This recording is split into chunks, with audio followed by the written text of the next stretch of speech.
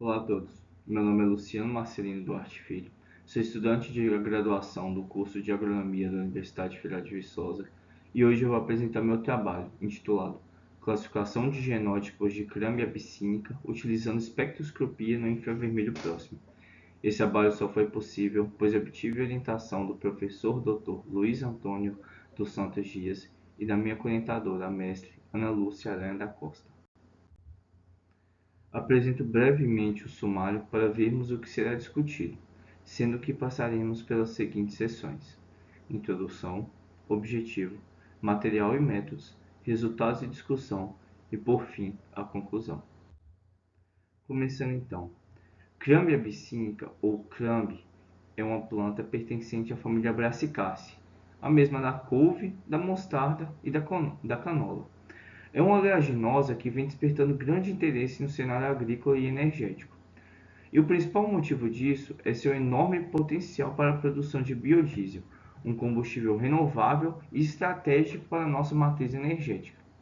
No entanto, para que o crambe se consolide como uma cultura comercialmente viável e de sucesso, não basta apenas plantá-lo.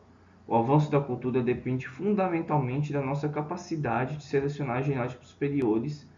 E o que a gente quer dizer com genótipos superiores? Falamos de plantas que não apenas produzem muito, mas que também demonstrem estabilidade em diferentes ambientes e condições de cultivo. Portanto, um dos maiores desafios dos programas de melhoramento genético é ter essa disposição de ferramentas que permitam diferenciar e identificar cultivares de forma precisa e eficiente. E é essa diferenciação que nos permite selecionar os melhores materiais para campo. Nesse contexto, uma das técnicas mais promissoras que podemos utilizar é a espectroscopia no infravermelho próximo, conhecida como NIR. O NIR ele utiliza a interação da luz na faixa do infravermelho próximo com a amostra para obter informações sobre sua composição química.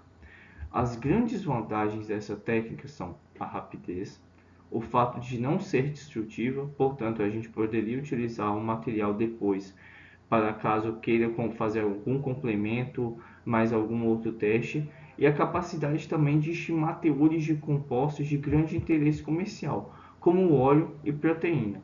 Contudo, isso é feito de forma indireta.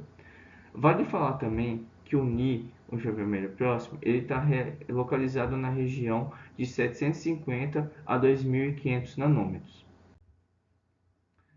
Portanto, o objetivo do meu trabalho foi diferenciar os genótipos de Crumb por meio da espectroscopia do infravermelho próximo associada a modelos de classificação.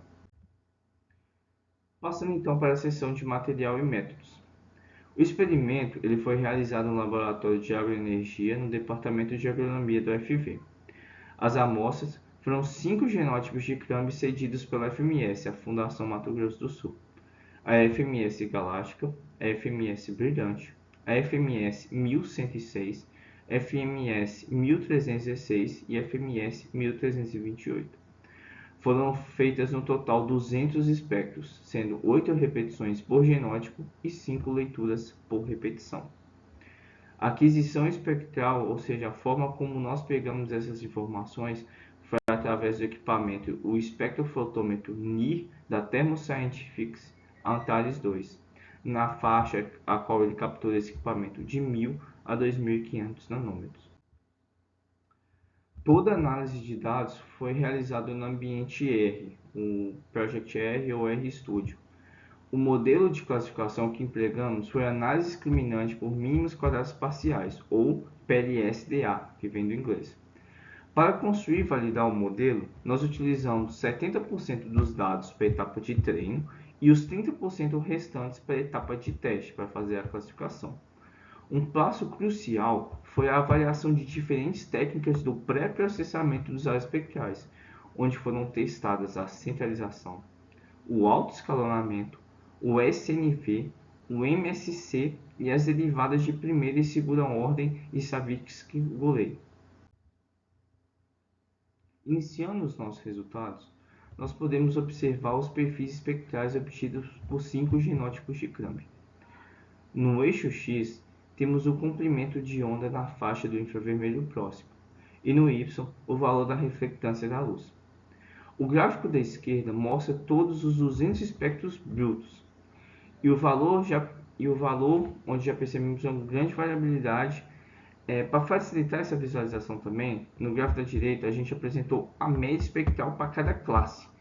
E nessa primeira observação, e provavelmente a mais importante, é o comportamento claramente distinto do genótipo da FMS galáctica. Ela está representada pela curva roxa. Ela apresenta um padrão de reflectância consistentemente mais elevado em comparação com os outros 4 genótipos. E essa assinatura espectral única é um forte indício de sua composição química em proporção de óleo, proteína, fibras e outros componentes. Ele vai diferir significativamente dos demais. Os outros genótipos, embora mais agrupados, também existem pequenas, mas consistentes diferenças entre si. Essa separação visual, mesmo antes de qualquer tratamento matemático, já vai ser uma excelente premissa, sugerindo que o NIR ele possui sensibilidade suficiente para capturar as particularidades de cada material genético, que, portanto, vai produzir um modelo de classificação que tem grandes chances de ser bem sucedido. Para quantificar a capacidade de separação que observamos visualmente, nós construímos e validamos os modelos de classificação PLSDA. Na tabela 1, que nos diz a porcentagem de amostras classificadas corretamente, e o coeficiente kappa, que é uma medida mais robusta, pois ele leva em conta os acertos que poderiam ocorrer por mero acaso.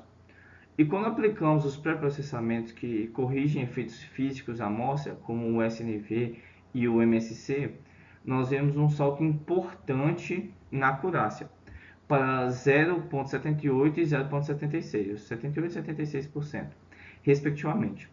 Isso não mostra que parte do ruído, que é o que a gente chama, aquelas informações que não dá para pegar, nos dados eram devidos a variações físicas e não químicas. Contudo, o avanço mais significativo ocorreu com o uso das derivadas. No caso, a segunda derivada de Savitsky-Ley nos deu um bom resultado, foram 0,86 de acurácia. Porém, o melhor resultado foi a primeira derivada de Savitsky-Ley. Ele destacou que o modelo, dentre todos os outros, atingiu uma marca de acurácia de 0,88 e capa de 0,85 nos conjuntos de teste. Um valor de capa acima de 0,8 já é considerado muito bom, o que confirma que esse pré-processamento foi mais eficiente para remover os ruídos e realçar as diferenças químicas relevantes, resultando em um modelo de classificação extremamente robusto e confiável para distinguir os genótipos de Crumb. Dessa forma, nós podemos concluir que a espectroscopia NI, associada a modelos de classificação, demonstrou ser uma ferramenta eficiente e robusta para a diferenciação de genótipos de Crumb, e o pré-processamento de dados com a primeira derivada de Savitsky-Ley foi fundamental para alcançar a melhor performance do modelo, e que o genótipo FMS galáctico apresentou um perfil espectral distinto, mas que estudos adicionais são necessários para correlacionar este perfil com maiores teores de proteína e óleo.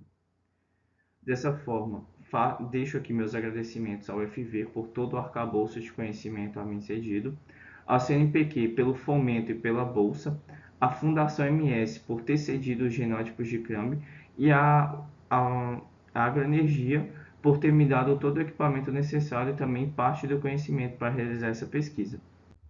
Dessa forma, encerro meu trabalho e agradeço aqui a todos.